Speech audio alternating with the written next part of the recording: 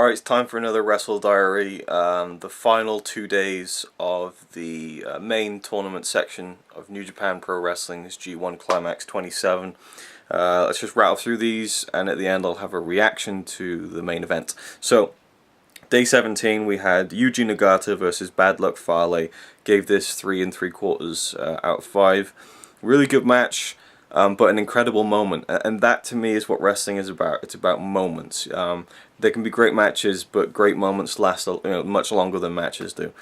So it was Yuji Nagata's final G1 match. It was his farewell tournament. He comes out.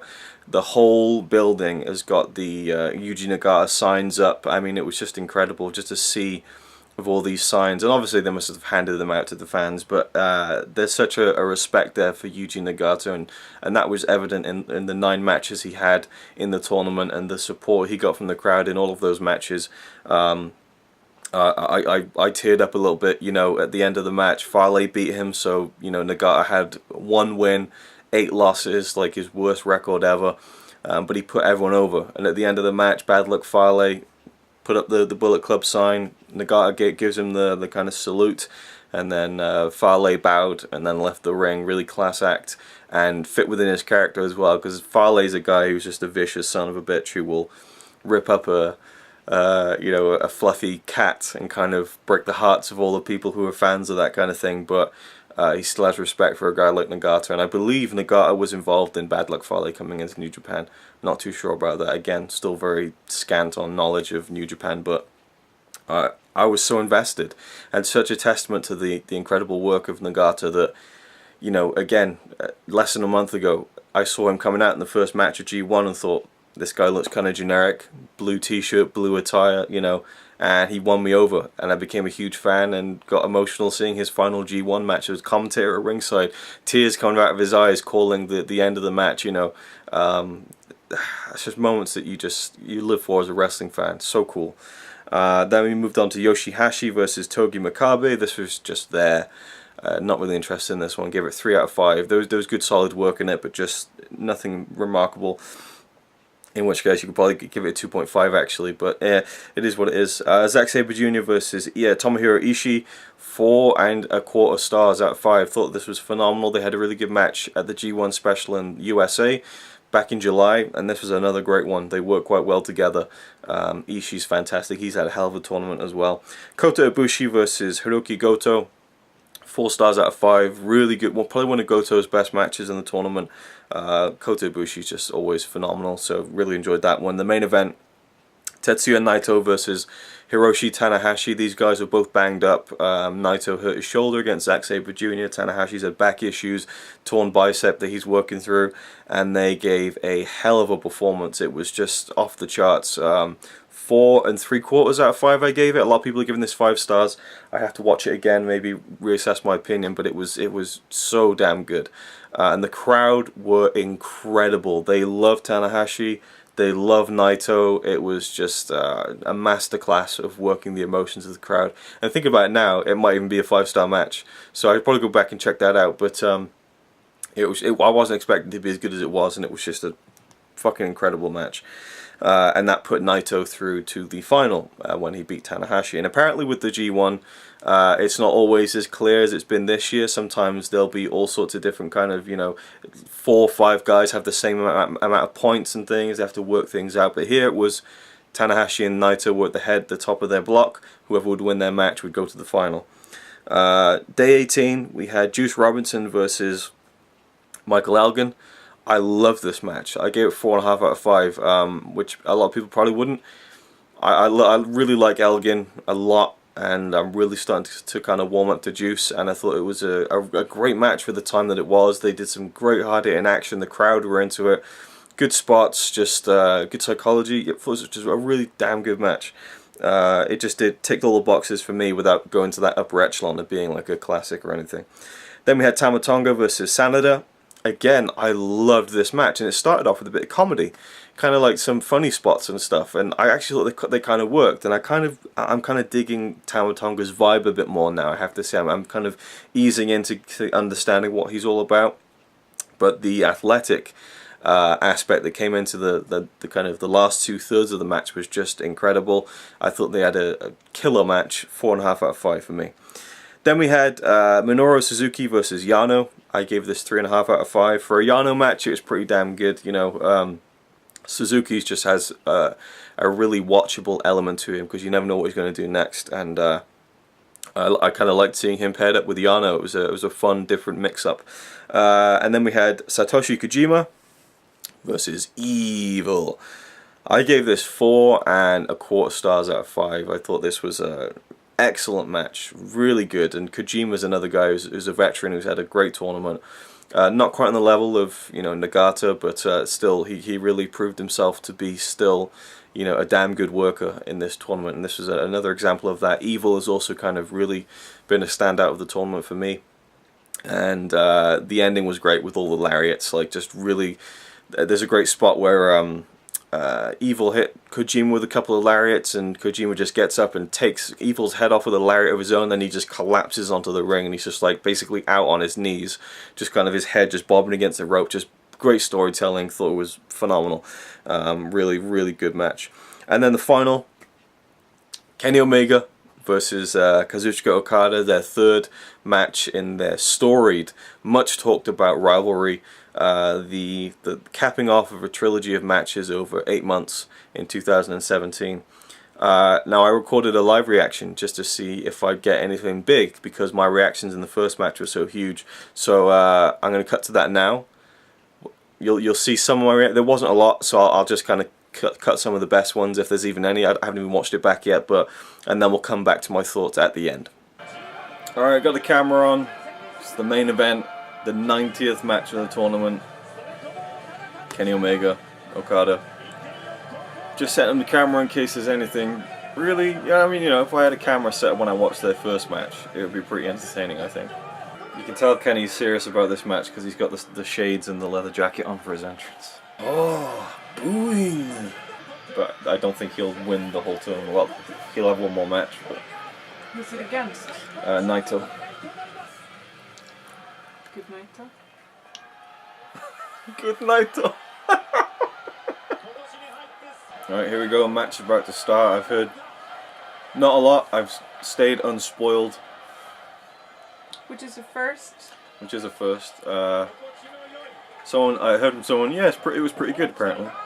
Someone else said, oh, someone said it's like 3 degrees of separation. Someone said it was better than their other 2 matches, which, with a 30-minute time limit, I don't see how it could be, but okay, if they keep this pace up, I can see how they could top it. It's gonna last like 2 minutes.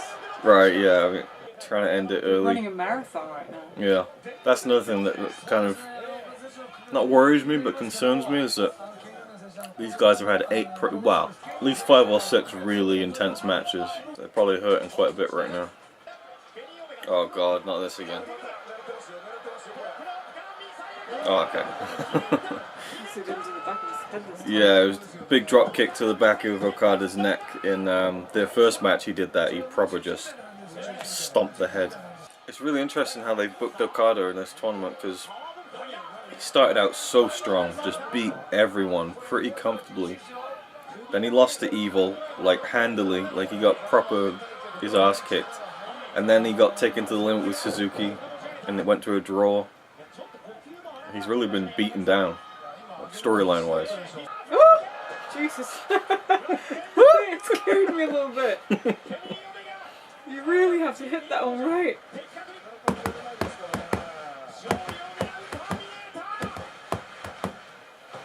Great is that he has a clap after the Terminator thing. Oh, oh my god. Amazing timing. I think I have to try and explain what I'm reacting to. That was when Kenny went up for the leapfrog and Okada drop kicked him off the top rope. No! Oh! Reverse Rana on the outside. It was actually quite a safe landing, but I shit myself for a second there. Right. Safe, but you know, so good. Alright, so they're now bringing out medical staff for Okada after the reverse Rana. Yeah, they're really selling this. See, it'd be interesting. I think that because of his neck, Omega's gonna win. Go to the final. Naito will win the whole thing.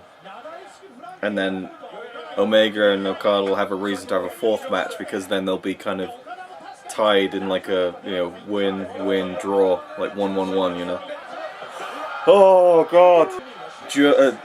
Dragon on the apron, again, could have been worse, but yeah, this is... like, it's been really high paced. You can tell that, like, I mean, the first match was like 45 minutes plus, the second match was 60 minutes. They've only got 30 here, and you can tell they're really amping it up, which is makes for a pretty exciting match, actually.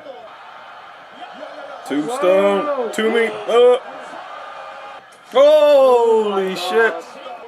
I like that even though Kenny's got the big advantage... He landed on his head! Even though Kenny's got the big advantage with Okada's neck, Okada's still firing back and rocking Kenny. Yeah, I know, I saw it the first time.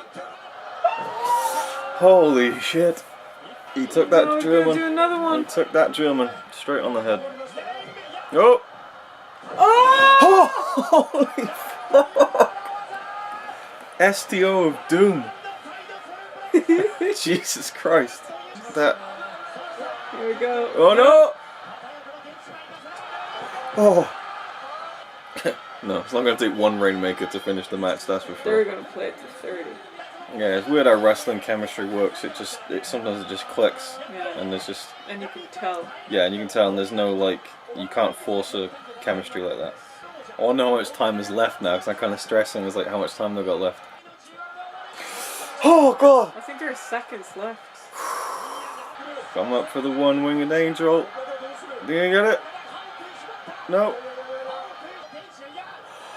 Oh! That was awesome. Oh! That was fantastic. Oh shit. It can't be a draw. Oh, that's it. That's gotta be it. He's beating him up so much. One-winged angel. It's gotta be it. Yeah. Finish. Here we go. It's over. That's it. Has to be.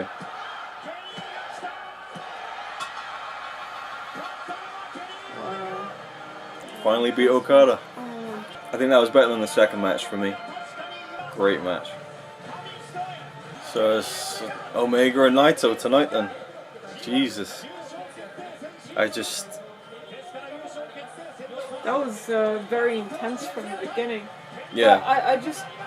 I don't know, it didn't have the same build-up, and so I still think like the first match, because it was the first one and I didn't expect anything. Yeah. It's like the Lord of the Rings trilogy. Like, the first one is always the best, you know? Well, a lot of people don't think that. We think that Lord of the Rings first one's the best, but I know, I think that it was better than the second one. The second one was fantastic. A lot of people probably think that the first one wasn't the best here as well. So it's very much like Lord of the Rings. It's all opinions. But well, I love the second one because they had so much time for the build-up. But I hate it when it's a draw. I want to win, and so. The only problem I had with the second one was the first like 10 minutes. Kenny was just going after Okada's leg, like he was proper annihilating his leg, and then it just never played into the rest of the match. So I just thought that was a bit of a weakness. Alright, so my thoughts on Okada and Omega. It was a spectacular match. I was stunned to find out afterwards that it was 24 minutes. I thought they'd pushed it to like 28, 29 to get under the 30-minute time limit of the tournament matches, but 24 minutes, that makes it even more impressive to me. They had such a great match. It built so much on the previous matches. The first one was this 45-minute epic, you know, with Okada eventually coming out on top, and Kenny was unable to hit his finisher, the one-winged angel. Then their second match, it went an hour, time limit draw. You know, Kenny managed to hit his one-winged angel, but Okada got the rope. It was all built around that, but also these guys have had such a tournament. You know, Kenny Omega's been through wars with guys like Elgin and Evil, and you know, and Okada's been through some wars with guys like Suzuki and Evil, also, and Elgin, and they're both beat up, they're both hurting, they both know they've got such a history together, and as soon as the match started, they're both going for their finishers. Great psychology, great storytelling. This match was just from start to finish a thrill ride, and ended with the one-winged angel, 1, 2, 3. So Kenny finally hit it in the middle of the ring and got that big win. But now we have their kind of match record standing at 1-1-1. 1 win for each and 1 draw. So there's going to be that kind of epic rubber match coming at some point. And when the rubber match will be, I don't know. We'll see where it goes. I mean, I don't see them doing it at Wrestle Kingdom, but we'll see what happens. Anyway, so for me, it's a 5. It's a 5 out of 5. I think it's, for me, I enjoy it more than their second match. I had a little bit of a problem with their second match, as amazing as it was, still a 5-star match. And their first match, I think, is still the best. So for me, ranking the kind of Okada Omega trilogy, I'd go 1, 3, and then 2. 1, 3, 2, whatever. Again, it just makes me feel alive as a wrestling fan. Just so good. And I've already seen the final, by the way, so I'm going to do a separate video on that. So thank you for watching. Leave me your thoughts on the Okada Omega match if you've seen it, how you think it compares to their previous matches. Just what a rivalry they've had, just as far as the in-ring goes, at least. So they just have a magic together. And Connie was watching with me, she's just like, these two just got something. Yeah, and that's a weird thing that happens with wrestling. It really is. I can speak from experience. When you get in the ring with someone, well, in the ring, with me it was on a field or in a hall with mats, sometimes in a ring, but you know, when you wrestle with someone, there's an unexplainable element to it. You either have a chemistry or you don't. Sometimes you can make it work when you don't have a chemistry, but when you do have a chemistry, it just makes everything so much easier, and there's just this spark. You know, I had it with a few people. And it was one of the most exciting things about wrestling to me, is just that sometimes you get on this kind of same wavelength with people, just psychically. Like psychically, is that even a word? Psychologically, I don't know. Like it's like your minds are one in a way. Like you both know what you're going for. You both understand without needing to say anything, just by the way you move. And these guys have got it. They've got something magic, like a Rock Austin, like a Brett Shawn. You know, just guys who were made to be rivals with each other, or were made to kind of, you know, have matches together. There's an it factor that you can't manufacture. It's either there or it isn't, and they've got it. And it's always exciting when you see two guys who've got it and they can, you know, go out there and do something special. So that's it. Thanks for watching. I'll see you in the next one. It's alright by me. Apart from the fact he throws cans of Carlin into a tree. Yeah, he's really cool. Yeah, he's really cool. But he's not quite as cool as you.